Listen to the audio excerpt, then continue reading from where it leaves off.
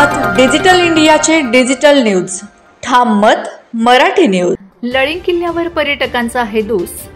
लळिंग लांडोर बंगला येथे प्रतिबंधित क्षेत्रात पर्यटकांच्या पार्ट्या, वनविभागाचे मात्र दुर्लक्ष। धुळे शहरापासून अवघ्या काही अंतरावर असलेल्या लळिंग किल्ला येथे सध्या झालेल्या पावसामुळे तेथील धबधबा हा प्रवाहित झाला आहे। त्यामुळे पर्यटकांची गर्दी आता याकडे आकर्षित होत आहे। मात्र काही हुल्लडबाज पर्यटक या निसर्गरम्य परिसराला आणि प्रशासनाच्या नियमाला गालबोट लावत आहेत। लळिंग किल्ला येथील लांडोर बंगला येथे प्रतिबंधित क्षेत्रात उघड्यावर पर्यटकांकडून मोठ्या प्रमाणात पार्ट्यांचे आयोजन करीत आहे व या गोष्टीचा त्रास पर्यावरणावर व अन्य पर्यटकांवर होत आहे।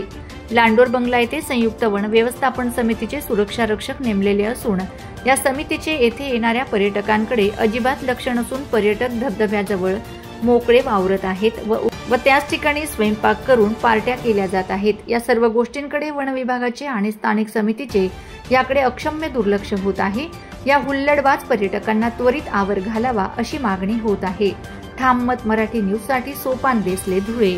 महाराष्ट्रातील ताज्या घडामोडींसाठी पाहत रहा ठाम मत मराठी न्यूज। तसेच आमच्या चॅनलला लाईक, शेअर, सबस्क्राइब करायला विसरू नका।